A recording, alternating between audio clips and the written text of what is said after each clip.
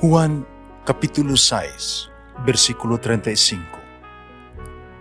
Si Jesus miingon kanila, "Ako mao ang pan nga naghatag sa kinabuhi. Ang muari kanako dili nagayod gutomon, ug ang mutuo kanako dili nagayod uhawon." Pan sa kinabuhi. Maglikon unta sa mong pagtuo, ug gagaka kabi sa pagtuman sa imong mahal nga kasuguan. Ang ginumanaa kaninyo, Santos Ebanghelyo sumala ni San Lucas. Si Jesus mingon ngadto sa katawhan, walay mong dagkot ug suga aron lamang taguan sa gantangan o ibutang kini ilalom sa katre. Kundili, iyang hinuong ibutang sa tungtunganan aron makakita sa kahayag ang musulod sa balay. Kaya ang tanang nga gitaguan, mabutyag. Ang tanang nga gililong, madayag. Busa, pagmatgon kamo sa inyong pagpamati, kay katong adunay hatagan pagdugang, apan ang walay iya, kuhaan, bisan paggani, ang jutay nga iyang giisip nga iyaha. Ang Ebanghelyo sa Ginoo. Pasalamati ang Ginoo, kay siya maayo, ang iyang gugma mulungtad, hangtod sa kahangturan. Pasalamati ang Diyos sa tanang mga Diyos, ang iyang gugma malungtaron. Pasalamati ang Ginoo sa mga Ginoo, ang iyang gugma balungtaron. Ang Ebanghelyo, usa ka tawag alang sa aksyon, is a call for action. Kini usa ka aspeto sa ato ang paglihok, pagbuhat, ug sa pagtan-aw. Ang Diyos kanunay nga naghatag kanato kinabuhi, kahimsog, trabaho, seguridad, pamilya, o mga higala, uban pa. Ang Diyos kanunay naghalad sa iyang gugma, ug sa iyang pagpasaylo, ug sa iyang mga panalangin. Gihatag sa Diyos ang ato ang mga hangyo sa pag-ampo. Sa naminaw sa ato ang mga pangamuyo. Ang Diyos nagpaila sa iyang kaugalingon, nagpadayag sa iyang mga dalan, nagtudlo diya sa mga pulong. Ikanining tanan nga mga butang, kinahanglan natong buhaton ang usa ka butang. Ang pagbuhat ug usa ka butang mao ang pag-atiman, pag-amuma o pagkaresponsable sa unsay atong nadawat gikan sa Dios. Kinahanglan dili nato sila just i-take for granted.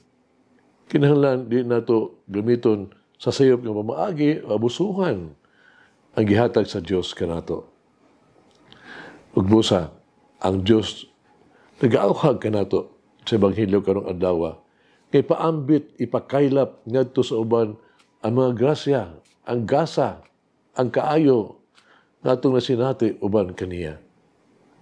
Di na ito kinatipigan alang lamang sa kaugalingon. Kinahanglan natong ipahayag sa uban ang gibuhat sa Dios kanato. Kinahanglan natong ipaambit ngadto sa uban ang panalangin sa Dios. Dapat natong ipahibalo ang iyang kaayo. Karon, unsa may atong nabuhat sa mga grasya ihatag sa Dios kanato? Gihimo ba nato silang mga produktibo? Pasalamaton ba kita?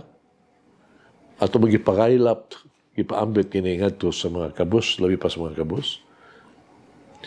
Ang gihatag sa Dios kanato kinahanglan dili nato taguan.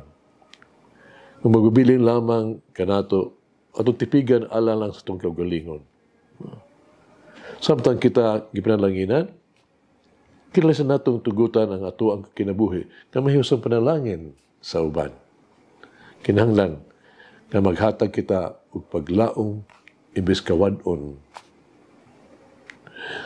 Mahimong tinubdan sa kaayo kaysa hinungdan sa pagmahay. Mapakita og kabalaga concern kaysa kagahi sa kasing-kasing, katigas kasing-kasing. Sa ingon mahimong kitang kahayag nga padayag sa kaayo sa Dios alang sa uban. Sa katapusang husay, kita pagkahukman kung giunsa nato pagpaambit ang mga panalangin sa Dios. Giunsa nato papakaylap ang mga gasa sa Dios ngadto sa to ang mga kaigsuonan. Doon ay sugilanon sa ka maalamong kayo, respetado kayo nga Buddhista, nga monghe. Nga mihatag ni ini, nga tambag ngadto siya mga estudyante. Siya miingon, sa katapusang gutlo, no? Doon lamang kabutang importante. No? Kung pa niya, kini mo ang musunod. Una, unsa kahingpit ang imong paginabuhi. No? Kaduha, unsa kalawom ang imong gugma, paghigugma. Sa katulo, sa katapusan, yung sarili mo, pag-uli o paggamit. No? Ang mga butang, nga dili para imo. Hagits kinabuhi. Unsaon nato, mahimong panalangin sa ato ang pamilya, sa ato mga higala, sa ato pa sa mga tibawa ang kabus. Mag-aampo kita, hinahal nga Ginoong Hesus, among kinabuhig, among gugma. Gidahay ko ikaw, pasalamat ako nimo, maayo ka, kaayo ka nako. Ikaw na maghihatagon kaayo. Tuguti ako, nga ipaambit ang imong kaayo ug ang tanan nimo mga grasya. Tuguti ako, nga magpasalamat sa imong tabang ug imong kaayo. Tudoy ako o Ginoo, Jesus, na dinunta hakog ug kakuripot. Tabangi ako sa paglikay, sa pagunahuna lamang sa kaugalingon. Nasiga ko sa pagpaampit o pagserbisyo. Luwasa ako ikastitasyon sa pagtago o sa pagpanag-iya. Tudloy ako sa pagkinabuhi o pahigugma sama kanimo. Amen. Mama Mary, help me to share the light of Christ with others.